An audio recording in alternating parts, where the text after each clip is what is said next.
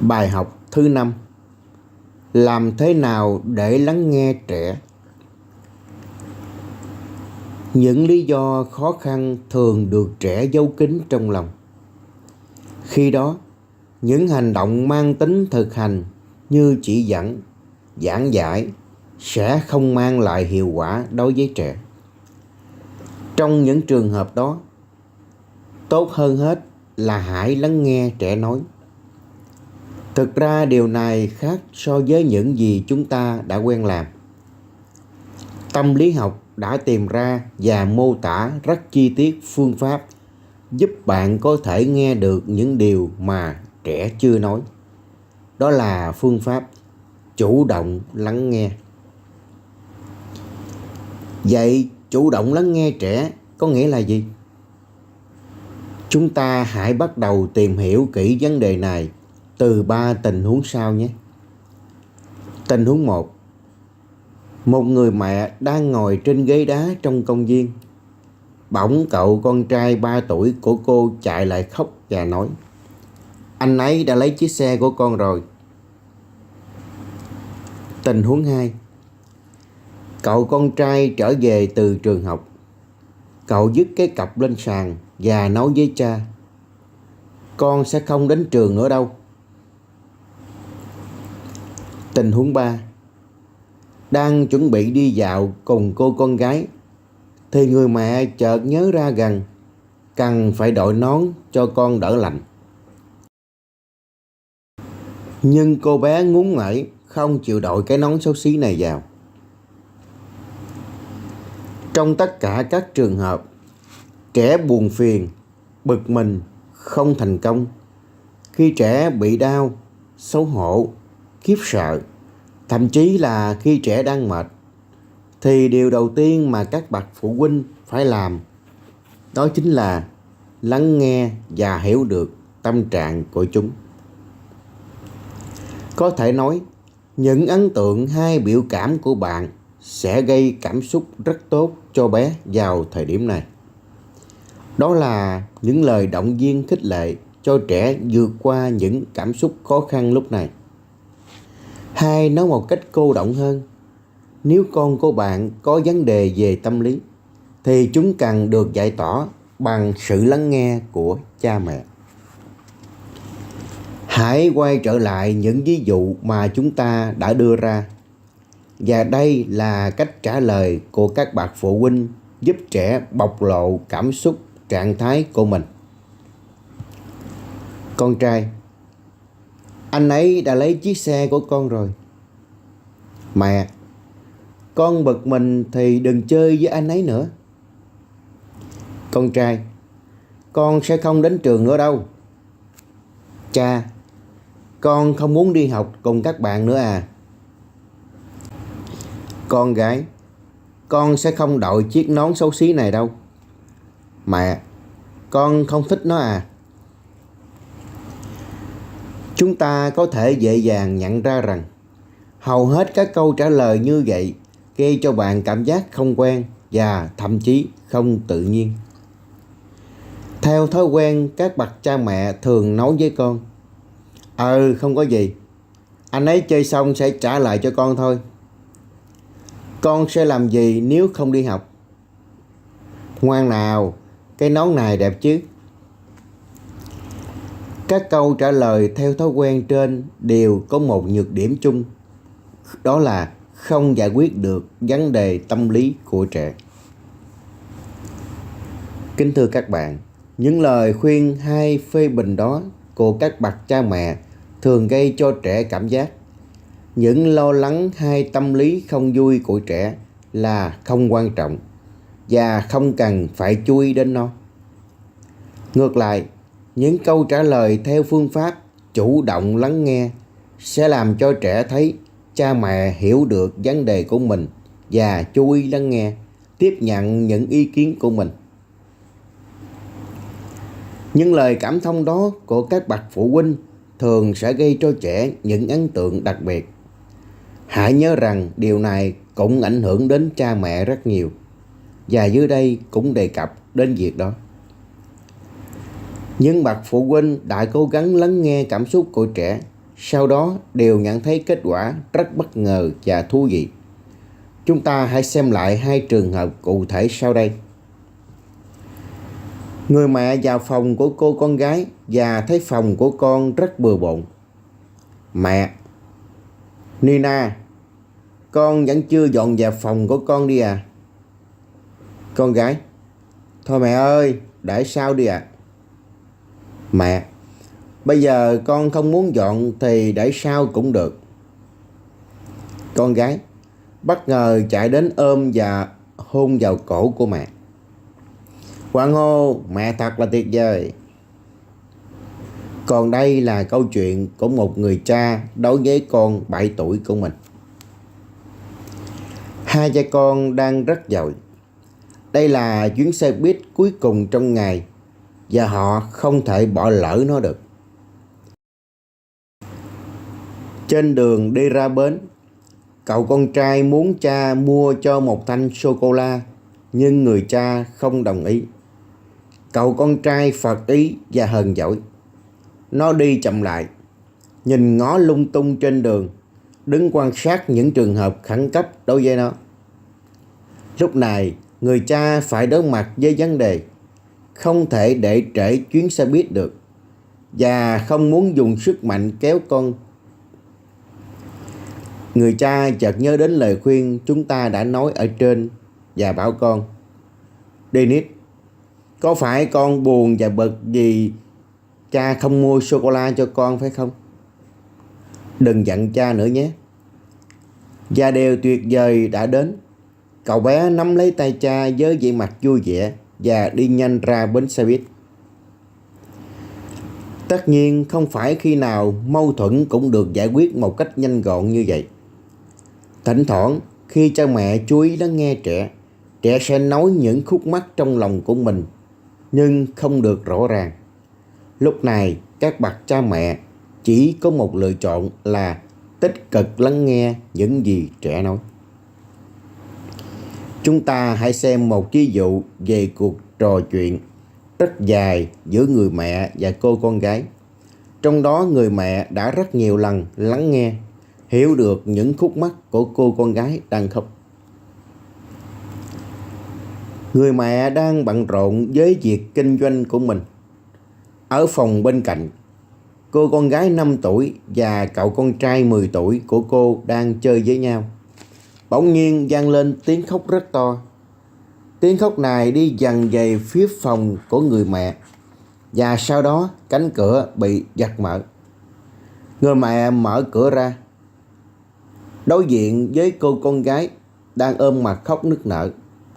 Còn phía sau là cậu con trai với vẻ mặt bối rối. Con gái: Hu hu. Người mẹ: Misha làm gì con à? Dừng lại. Con gái vẫn tiếp tục khóc. Anh ấy làm con bị ngã. Người mẹ: Anh ấy để con ngã và làm con bị đau à? Con gái đã ngừng khóc nhưng vẫn còn mếu máu. Không, anh ấy không đỡ con. Người mẹ: Có phải con nhảy từ trên cao xuống? Anh không đỡ con và con đã bị ngã à? Misha đứng phía sau với vẻ mặt vô tội gật đầu. Con gái đã nín khóc. Vâng ạ, con muốn ở với mẹ cơ. Và chạy lại ôm đầu gối cô mẹ. Người mẹ: Sau một lúc: Con muốn ở cạnh mẹ à? Con vẫn giận anh Misha và không muốn chơi với anh ấy à? Con gái: Vâng ạ, anh ấy chỉ lo nghe đĩa nhạc của anh ấy. Con không thích đĩa đó. Người mẹ: Được rồi, nào hãy sang phòng kia và mẹ sẽ mở cái đĩa nhạc của con cho con nghe. Kính thưa các bạn, đoạn thoại này cho chúng ta thấy cách thức nhận biết trọng tâm vấn đề của bé và một vài điểm cần chú ý thêm khi nói chuyện với bé bằng chủ động lắng nghe. Điều đầu tiên, khi bạn muốn lắng nghe trẻ nói, hãy quay mặt về phía trẻ. Điều này rất quan trọng Vì như vậy, mắt của bạn và bé có thể nhìn thẳng vào nhau. Nếu trẻ còn quá nhỏ, bạn hãy bế trẻ lên tay, có thể dắt trẻ hoặc dịch cái ghế lại gần trẻ để trẻ có thể ngồi lên. Bạn không nên nói chuyện với trẻ khi bạn đang ở một phòng khác, khi bạn đang làm bếp, cũng như khi đang rửa bát, khi bạn xem tivi, bạn đọc báo, hay là khi bạn nằm nghỉ trên ghế salon. Vị trí và tư thế nói chuyện của bạn với trẻ là tín hiệu đầu tiên và cũng là quan trọng nhất cho thấy bạn đã chuẩn bị lắng nghe những gì trẻ muốn nói. Hãy chú ý về điều này, vì bất kỳ đứa trẻ nào cũng đều đánh giá cao thái độ đó, kể cả khi bạn không hiểu điều đó chúng muốn nói gì. Điều thứ hai, khi bạn nói chuyện với trẻ mà trẻ đang mất bình tĩnh hoặc đang bị đau, bạn không nên đặt câu hỏi cho trẻ. Lúc này, trẻ mong muốn được nghe từ bạn những lời khẳng định. Ví dụ, con trai rất dứt khoát: con sẽ không chơi với Peter nữa. Phụ huynh: bạn ấy xúc phạm con à? Các bậc phụ huynh có thể nói những cách khác: chuyện gì đã xảy ra vậy con? Hay là nói: sao vậy? Bạn ấy xúc phạm gì con à? Tại sao cách nói đầu tiên là thành công hơn cả? Tại vì nó ngay lập tức cho thấy cha mẹ cảm giác được sống tâm lý của cậu con trai, nghe được và hiểu được bức xúc của trẻ. Còn ở những cách nói khác, trẻ có thể sẽ nghĩ rằng cha mẹ không quan tâm đến trẻ, mà chỉ chú ý đến sự việc xảy ra và đang cố gắng hỏi trẻ về những việc này. Mặc dù trên thực tế không phải như vậy. Khi người cha đặt câu hỏi cho cậu con trai, ông đã hiểu được tâm trạng của con, nhưng cách nói, cách đặt câu hỏi lại không phản ánh được tâm trạng và sự cảm thông của người cha. Thường thì chúng ta cảm thấy sự khác biệt giữa câu khẳng định và câu nghi vấn không đáng kể. Nhiều khi cũng chỉ cần ngữ điệu khác nhau là ý nghĩa của câu nói đã khác nhau rồi. Khi nghe câu hỏi có chuyện gì thế con? Trẻ sẽ trả lời: không có gì đâu ạ. Còn nếu như bạn nói chuyện gì đó đã xảy ra, thì trẻ sẽ dễ dàng bắt đầu câu chuyện và kể cho bạn nghe những gì đã xảy ra. Điều thứ ba là biết điểm dừng. Biết điểm dừng là một điều rất quan trọng trong khi nói chuyện với trẻ. Sau mỗi lời đối đáp với trẻ, bạn nên dừng lại và im lặng. Hãy nhớ rằng thời gian này thuộc về con của bạn. Bạn không nên cản trở những suy nghĩ và nhận xét của trẻ. Điểm dừng sẽ giúp trẻ giảm dần những bức xúc và tăng thêm cảm giác có cha mẹ bên cạnh. Sự im lặng trong trường hợp này rất cần thiết để trẻ nói thêm một điều gì đó về cảm xúc của mình. Bạn hãy nhìn vào mắt của trẻ để biết trẻ đã sẵn sàng nghe và đáp lại những nhận xét của bạn hay chưa. Nếu mắt của bé không nhìn thẳng vào bạn, mà nhìn một bên hay là nhìn vào một khoảng không nào đó, thì bạn hãy tiếp tục giữ im lặng. Đây là thời điểm quan trọng, bởi vì trong đầu trẻ đang diễn ra suy nghĩ nội tâm. Điều thứ tư, sẽ rất có lợi nếu trong các câu trả lời, thỉnh thoảng bạn nhắc lại cho trẻ biết điều đã xảy ra với trẻ và bạn hiểu cảm xúc của trẻ lúc này. Vì vậy, câu đối đáp của người cha trong đoạn hội thoại trên có thể như thế này: con trai rất dứt khoát: con sẽ không chơi với Peter nữa. Người cha: con không muốn làm bạn với Peter nữa. Lặp lại những gì mà người cha nghe thấy. Con trai: Vâng ạ, con không muốn nữa.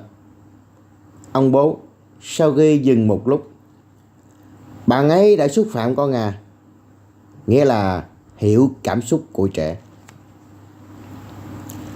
Đôi khi các bậc phụ huynh lo ngại rằng trẻ cảm nhận những từ nhắc lại đó như là nhại lại lời của trẻ. Để tránh điều này, chúng ta dùng những từ đồng nghĩa. Giả sử như trong ví dụ trên, từ không chơi được người cha thay bằng từ không muốn làm bạn. Thực tế chứng minh rằng thậm chí kể cả khi bạn dùng từ lặp lại những gì mà trẻ đã nói, nhưng biểu hiện đúng bức xúc của trẻ, thì mọi chuyện vẫn bình thường, cuộc nói chuyện vẫn thành công. Tất nhiên cũng có lúc bạn phán đoán sai tình huống và cảm giác của trẻ. Dù vậy thì bạn cũng đừng bối rối, vì ngay sau đó trẻ sẽ tự nói với bạn cảm giác của mình. Bạn hãy cho trẻ thấy được bạn đã hiểu và cảm nhận được cảm giác này của trẻ. Vì vậy, trong cuộc nói chuyện của bà mẹ với hai đứa con đã nêu ở trên, chỉ sau 3 lần đón, bà mẹ đã biết chuyện gì đã xảy ra giữa cô con gái và cậu con trai. Có phải con nhảy từ trên cao xuống, anh con không đỡ con và con đã bị ngã à?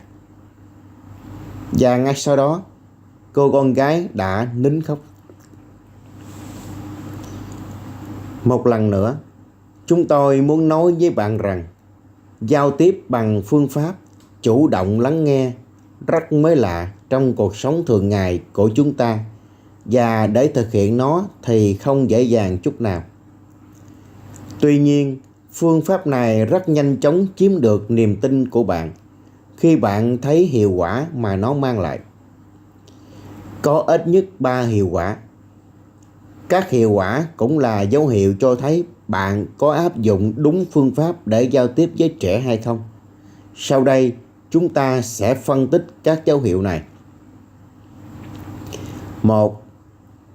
Làm mất đi hoặc giảm đáng kể những bức xúc của trẻ. Như dân gian thường nói, nhân đôi niềm vui, nỗi buồn sẽ nữa. 2. Khi thấy được sự quan tâm, chú ý lắng nghe của phụ huynh, trẻ sẽ tự nói rất nhiều về bản thân. Cuộc nói chuyện có thể thay đổi và phát triển theo một hướng khác. Đôi khi, trong cùng một cuộc trò chuyện, thật bất ngờ là bạn có thể tháo gỡ một mớ bồng bông các vấn đề và buồn phiền của trẻ. Mẹ của Masha cho cô con gái 4 tuổi của mình đi ngủ, và cô bé muốn mẹ ngồi lại thêm với mình. Con gái: Mẹ ơi, ngồi chơi với con chút đi ạ. Con chưa muốn ngủ. Người mẹ: Masha, đã quá muộn rồi con ạ. Tất cả trẻ em đều phải đi ngủ. Con gái: Cả ngày con chỉ biết chơi một mình, chẳng có ai bên cạnh, con không muốn thế nữa. Người mẹ: Cả ngày hôm nay con đã chơi với các bạn trong nhà trẻ rồi. Áp dụng chủ động lắng nghe. Bây giờ con sợ ở một mình à? Con gái: Vâng ạ, có rất nhiều bạn ở nhà trẻ, nhưng mà sao người ta không cho mẹ vào? Người mẹ: Con gái mẹ buồn vì không có mẹ bên cạnh đây mà. Con gái: Dạ, con buồn lắm, mà bạn xa xa cứ gây sự với con.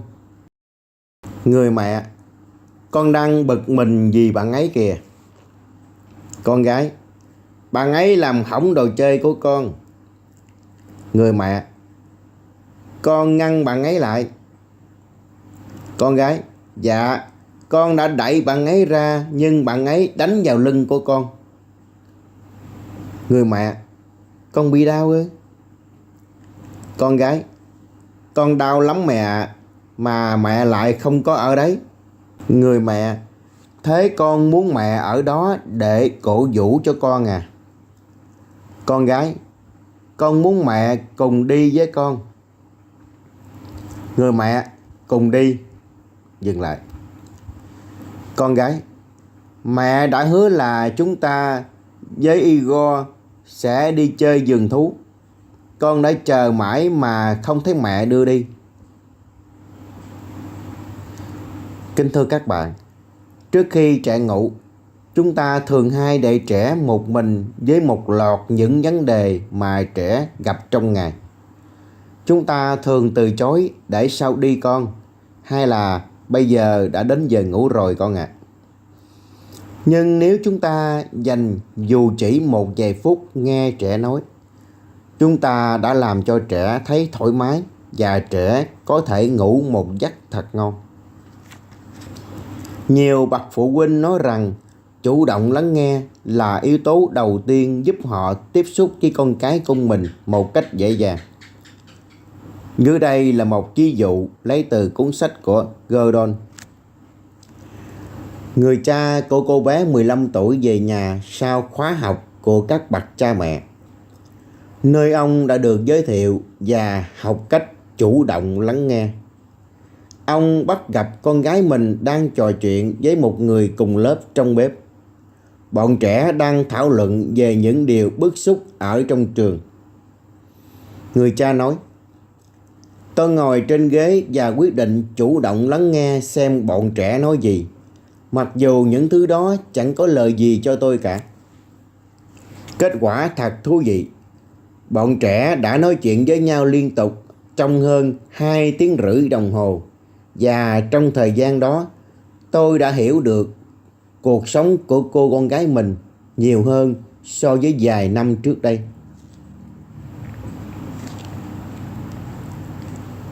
Dấu hiệu thứ ba, trẻ sẽ tự tiến triển trong cách giải quyết các vấn đề của mình. Chúng ta sẽ đạt được 3 kết quả tích cực trên, có thể là 1 hoặc cả 3 cùng lúc, khi chúng ta thành công trong việc áp dụng chủ động lắng nghe trong giao tiếp với trẻ. Tuy nhiên, dần dần các bậc phụ huynh sẽ khám phá ra thêm ít nhất 2 sự thay đổi đáng chú ý, có tính chất tổng quát hơn. Sự thay đổi thứ nhất, nhiều phụ huynh nói rằng như có một phép lạ, các em hài lòng với việc chủ động lắng nghe của cha mẹ. Mẹ của cô bé Nadi, 14 tuổi kể: có một hôm khi chúng tôi đang ngồi ăn tối, tôi đưa cho Nadi một đĩa thức ăn, nhưng con bé quay đi và không chịu ăn. Tôi nhắm mắt lại và nghĩ nói làm sao để cho con chịu ăn. Bỗng nhiên tôi nghe thấy tiếng con gái nói: Nadi, mẹ ơi, mẹ đang khóc à? Nadi, mẹ đang rất buồn vì con không muốn ăn trưa. Con hiểu rồi, chắc mẹ đang thất vọng lắm. Mẹ đã chuẩn bị bữa ăn thế mà con lại không ăn. Đúng rồi con ạ. Mẹ thật sự rất muốn con ăn bữa ăn này. Mẹ đã cố gắng nấu những món ăn thật ngon cho con. Mẹ ơi, con sẽ ăn tất cả mẹ ạ. Sẽ không chừa một hạt cơm nào đâu ạ. Và đúng là Nadi đã ăn hết tất cả. Sự thay đổi thứ hai liên quan đến cha mẹ của trẻ. Đã rất nhiều lần trong bài học chủ động lắng nghe này, chúng ta nói đến cách cha mẹ chia sẻ những buồn vui, khúc mắc. Các bậc phụ huynh khi tiếp xúc với chuyên gia tâm lý thường chia sẻ: bạn nói rằng chủ động lắng nghe sẽ giúp chúng tôi hiểu và cảm nhận được những vấn đề của con cái, nói chuyện với con cái bằng tâm hồn. Thế bạn chỉ cho chúng tôi cách thức hay phương pháp làm thế nào để thực hiện được điều đó? Bài cho chúng tôi diễn đạt các câu nói, tìm những từ ngữ mà thực hiện theo quy tắc. Như thế nào là nói chuyện bằng tâm hồn? Nó mang đậm tính công nghệ và thật là không tự nhiên và thoải mái khi nói chuyện. Dùng từ ngữ thì không đi đúng vào trọng tâm vấn đề. Các cụm từ được nói ra một cách quanh co, khó hiểu. Và dù sao cách này thật không trung thực.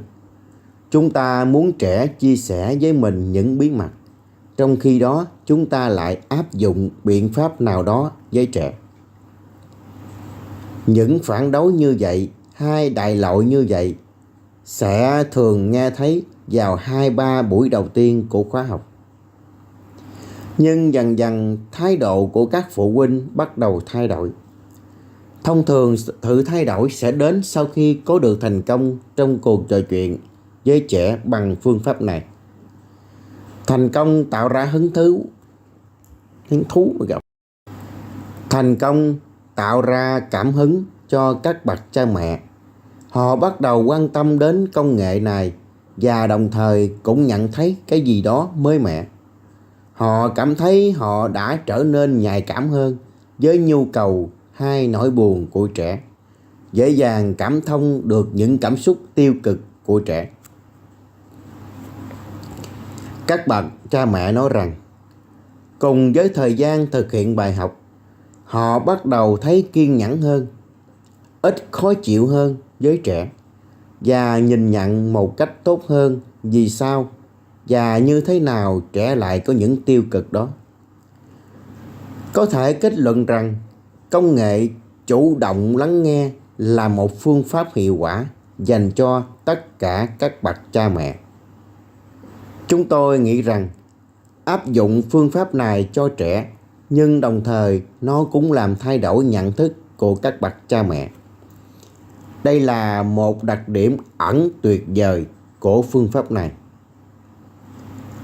Đối với sự lo lắng của phụ huynh về tính giả tạo, thủ thuật hay công nghệ của phương pháp này, chúng tôi có thể nêu ra một số ví dụ thường được trích dẫn trong lớp học dành cho phụ huynh để các bạn so sánh nhé. Chúng ta biết rằng các vũ công khi mới bắt đầu tập thường bỏ ra hàng giờ cho các bài tập, mà theo đánh giá thông thường của chúng ta thì thật là khô khan, cứng ngắc.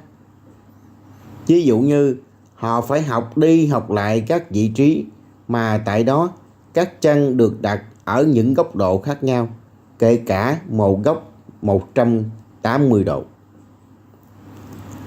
Kể cả những vị trí xoắn chân như vậy, các vũ công vẫn phải giữ sự thăng bằng một cách tự do, ngồi xổm hay là theo dõi xem chuyển động của tay.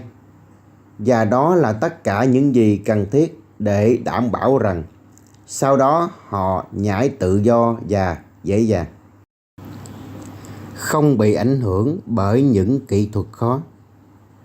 Kỹ năng giao tiếp cũng vậy. Ban đầu thì rất khó khăn và đôi khi bạn cảm thấy không bình thường.